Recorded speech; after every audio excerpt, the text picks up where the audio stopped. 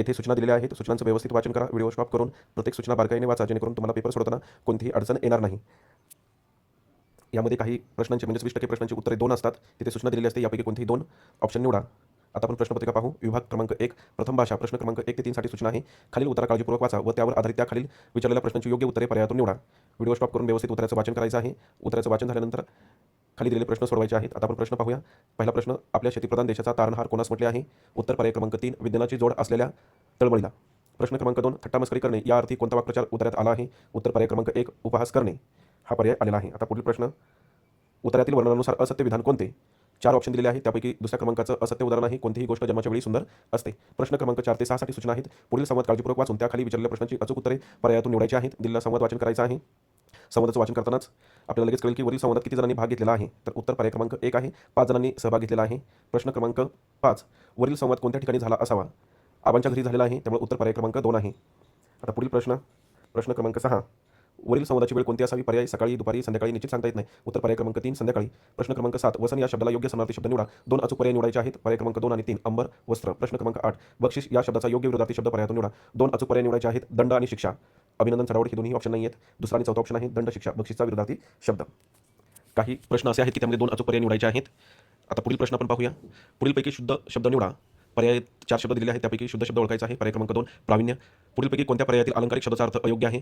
उत्तर पर्याय क्रमांक 4 नगद नारायण, अत्यंत श्रीमंत व्यक्ती.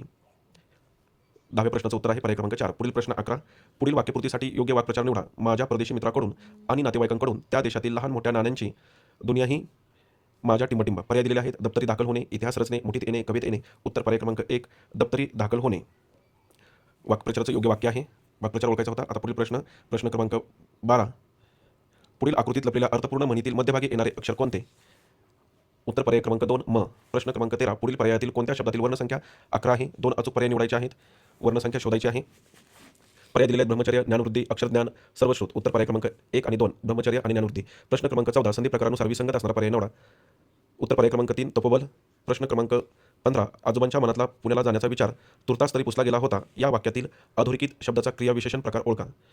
क्रियाविशेषण शब्दांची जात आहे आणि त्याचा उपप्रकार आपल्याला ओळखायचा आहे. पर्याय दिलेले आहेत त्यांनी कालदर्शक, क्रियाविशेषण अव्यय, सातत्यदर्शक, क्रियाविशेषण अव्यय, आवर्तीदर्शक आणि स्थितीदर्शक. उत्तर पर्याय क्रमांक 1 आहे कालदर्शक, क्रियाविशेषण अव्यय. प्रश्न क्रमांक 16, पुढीलपैकी संमतीदर्शक केवळप्रयोगी अव्यय ओळखा. उत्तर पर्याय क्रमांक 1 आहे जी, च नाही, ए नाही किंवा शी सुद्धा नाही. जी आहे केवळप्रयोगी अव्यय. आता पुढील प्रश्न, प्रश्न क्रमांक 17, शाखामृग या झाडावरून त्या झाडावर उड्या मारतो. या वाक्यातील अधोरेखित शब्दाचे विरुद्ध लिंगी नाम कोणते? उत्तर पर्याय क्रमांक 1 वानरी, हरणी नाही, सारिका नाही किंवा मृगी नाही, वानरी. प्रश्न क्रमांक 18, स्पर्धेतील मुलांना बक्षीसचे आकर्षण वाटते. या वाक्यातील अधोरेखित शब्दाच्या अनेक वचनी रूपास दिलेल्या भक्तीचा प्रत्यय जोडल्यास त्या शब्दाचे योग्य सामान्य रूप कोणते होईल? बक्षिसाचे आकर्षण वाटते असा शब्द आहे.